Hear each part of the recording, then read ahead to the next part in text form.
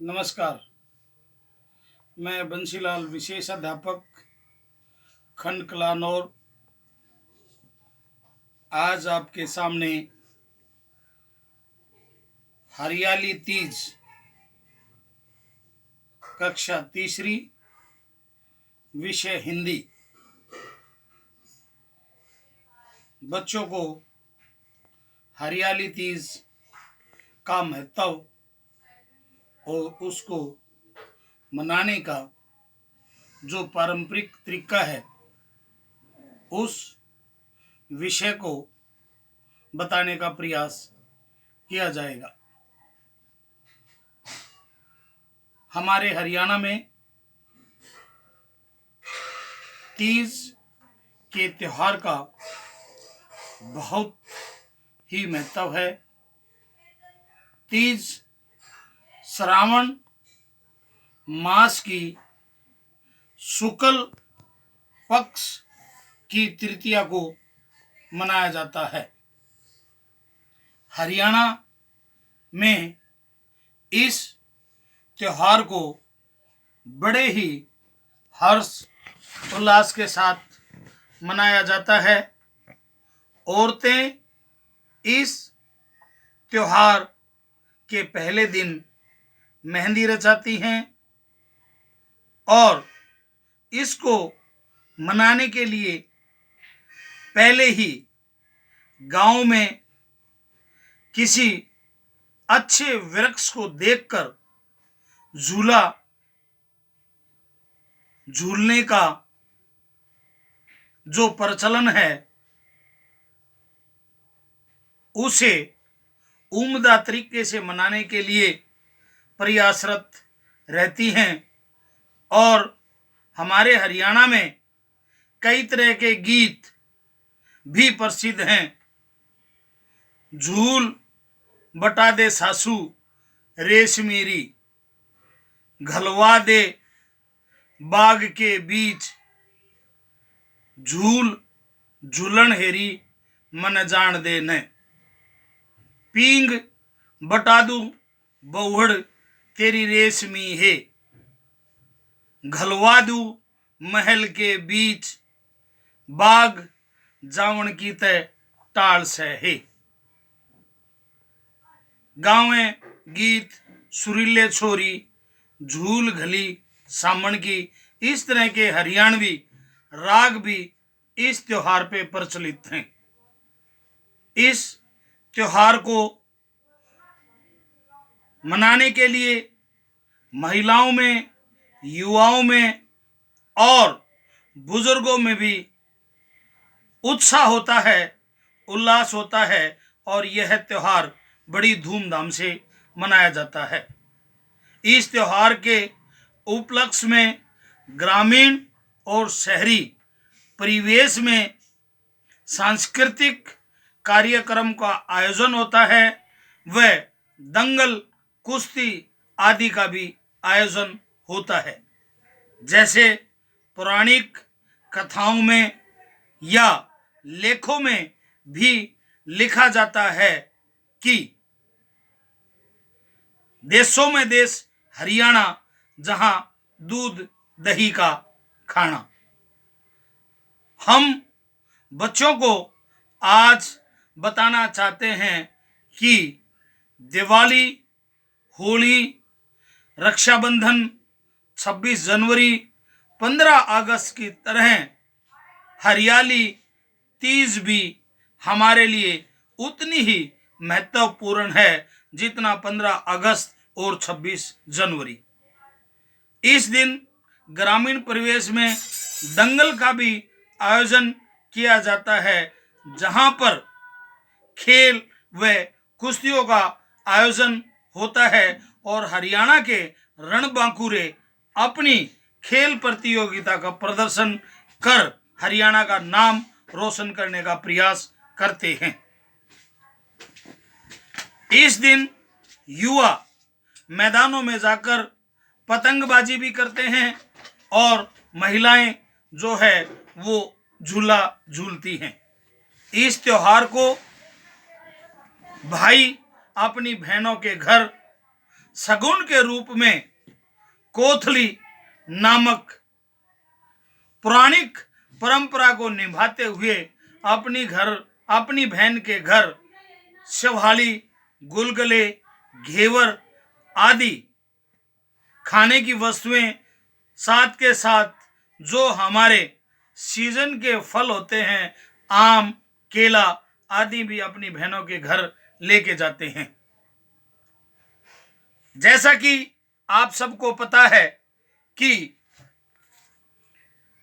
तीज का त्योहार ऐसा त्योहार है जो पूरे हरियाणा में बड़े उल्लास के साथ मनाया जाता है। श्रावण मास के शुक्ल पक्ष की तृतीया के दिन इसे मनाया जाता है।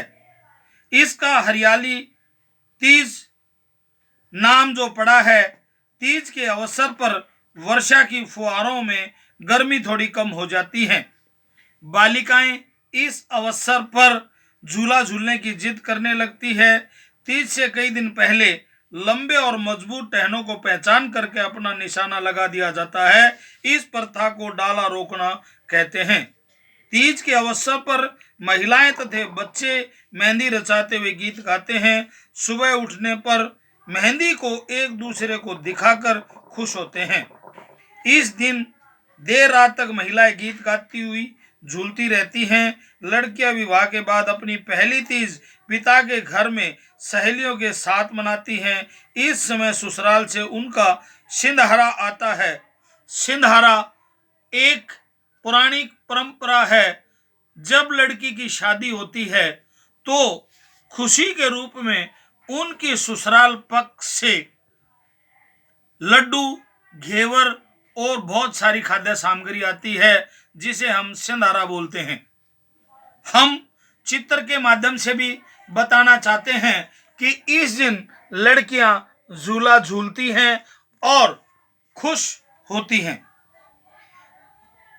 इसमें रेशमी झूले के अतिरिक्त वस्त्र तथा सुहाग की वस्तुएं, चूड़ी का जोड़ा आदि होता है। सिंदहरा के रूप में जो शगुन ससुर पक्ष से आता है या ससुराल पक्ष से आता है, उसमें ये सभी चीजें शामिल होती हैं।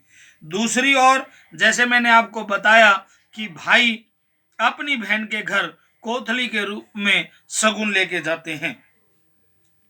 इस दिन जहां झूलों पर रंग बिरंगी ओढ़नियां लगवाती हैं, वहीं आसमान भी पुरुषों द्वारा उड़ाई गई पतंगों द्वारा भरा जाता है। इस दिन युवा साथी पतंगबाजी करते हैं, कुश्तियों के दंगलों का आयोजन होता है और बहुत सारी खेल प्रतियोगिताओं का आयोजन किया जाता है, जो हरियाणा में विशेष रूप से तीज के त्योहार के रूप में मनाया जाता है। हम इस पाठ के दौरान बच्चों को जो कठिन शब्द आए हैं, जैसे इन दिनों में मेघ के द्वारा बारिश होती है, तो हम ऊंचे आसमान की तरफ इशारा करके बच्चों को समझा सकते हैं कि मेघ बादलों को ही कहा जाता है। महीना श्रावण माह महीना जो है वो हिंदी भाषा में उसे मास भी कहा जाता है, मास को महीना भी कहा जाता है। उल्लास शब्द का जो जिक्र हुआ है वो बहुत खुशी का प्रतीक है। हिलोरा, तंग, टहना, टहने को जब झूल डालने के लिए टहने को महिलाएं सेलेक्ट करती हैं या उस टहने पर अपनी झूल डालती हैं। टहना जो होता है वो एक पेड़ की मजबूत डाली को टहना कहा जाता है। सखी, सखी का मतलब यहाँ पे आपस में सहेलियों का विवरण होता है। अतिरिक्त, अतिरिक्त का शब्द अर्थ अलावा, उसके अलावा होता है। अवसर, मौका होता है। और सम्मिलित होता है। जवान जो है युवा को जवान कहते हैं। और आनंद मतलब इस तीज के त्योहार का जो आनंद लिया जाता है वो एक तरह का मजा लिया जाता है। इस पाठ के अंतर्गत जितने भी कठिन शब्द आए हैं, हम उनका शाब्दिक अर्थ बच्चों को बताकर साथ के साथ समझा सकते हैं। इसके बाद जब भी हमारा पाठ खत्म होता है तो हम बच्चों को कुछ सवाल भी कर सकते हैं, ताकि उन बच्चों की भागीदारी निश्चित की जा सके, या हमें पता चल सके कि बच्चों ने हमारे द्वारा पढ़ाया गया पाठ कितने ध्यानपूर्वक पढ़ा है। जैसे इसमें सवाल बनता है, आपकी बहन तीज के दिन क्या करती है, आप क्या करते हैं, अपने शब्दों में बताएं। जैसा बच्चों ने ध्यानपूर्वक सुना होगा तो बच्चे जवाब देंगे, तीज वाले दिन मेरी बहन अपनी सखियों के साथ झूला झूलती है, मैं अपनों के दोस्तों के साथ पतंग उड़ाता हूँ। इससे बच्चों का उच्चारण, बच्चों की कठिन शब्दों के प्रति जानकारी व तीज के त्योहार की जानकारी विशेष रूप से ये बच्चों को सीख दी जा सकती है। आपका मनपसंद त्योहार कौन कौन सा है और क्यों? ये सवाल भी हम बच्चों को कर सकते हैं कि आपकी पसंद का त्योहार कौन सा है, और अगर त्योहार आपकी पसंद का है तो क्यों है। मेरा मनपसंद त्योहार, इस पे बच्चे जवाब देंगे कि मेरा पसंद त्योहार दिवाली है। इस दिन पटाखे चलाए जाते हैं, मुझे पटाखे चलाना बहुत पसंद है, और तीज का त्योहार भी मुझे बहुत पसंद है। आपके घर तीज कैसे मनाई जाती है और आप उस दिन क्या क्या करते हैं? हम बच्चों को ये सवाल भी कर सकते हैं कि आपके घर में तीज किस प्रकार मनाई जाती है और उस दिन आप क्या क्या कर सकते हैं। यदि बच्चों ने ध्यानपूर्वक इस पाठ को पढ़ा है, सुना है, तो बच्चे जवाब देंगे, हमारे घर में तीज गुलगुले पूड़ी बनाकर मनाई जाती है, मेरी मम्मी उस दिन व्रत पूजा का विधान करती है, मेरी बहन झूला झूलती है तथा मैं पतंग उड़ाता हूँ। कौन से त्योहार से किसका क्या संबंध है, इसमें भी हम पूछ सकते हैं। लड्डू कौन से त्योहार में खाया जाता है, या लड्डू कौन से त्योहार के साथ, इसका भी जवाब बच्चे देंगे। और इस तरीके से हम बच्चों का ज्ञानवर्धन कर सकते हैं, उनकी शब्दावली को बढ़ा सकते हैं, और त्योहारों के प्रति बच्चों की जानकारी को बढ़ा सकते हैं। बच्चों को उनके प्रति उनका रुझान हो, ये भी हम कर सकते हैं। और बच्चों के साथ साथ और जितने भी हमारी ज्ञानवर्धन जानकारियां हैं, उनको बुजुर्गों को भी शेयर किया जा सकता है, और उनसे अपने अनुभव के बारे में पूछा जा सकता है। जैसे पहले बुजुर्ग, जैसे पंडित लक्ष्मीचंद जी ने भी तीज के त्योहार पे एक रागनी बनाई हुई है। चौगर देन बाग हरा घन घोर घटा सामण की, छोरी गावे गीत सुरीले झूल गली कामण की। एक जनी ने लंगर पकड़ा, इधर उधर के आके न्यून घुमाई मारी झूल बगा के, सासू जी का नाक तोड़ लिया लंबा हाथ लपा के, झूल फिरगी सांस थमगी कहे झूल डाटन की, छोरी गावे गीत सुरीले झूल घली कामन की। तो पंडित लक्ष्मीचंद जी ने भी इसके ऊपर, तीज के त्योहार के ऊपर लिखा है कि हमारे भारतवर्ष में और विशेष रूप से हरियाणा में तीज के त्योहार का बहुत महत्व है। मैं इस जानकारी को आप लोगों ने ध्यानपूर्वक सुना, इसके लिए आप सबका तहे दिल से धन्यवाद करना चाहूँगा। और आगे भी मैं समेकित शिक्षा, जैसा कि आप सबको पता है कि बच्चे जब भी अधिगम करते हैं, अधिगम के दौरान बच्चे सुनकर, किसी भी बात को सुनने के बाद बच्चे सीखते हैं, बच्चे देखकर सीखते हैं, बच्चे सुनकर सीखते हैं, बच्चे देखकर सीखते हैं।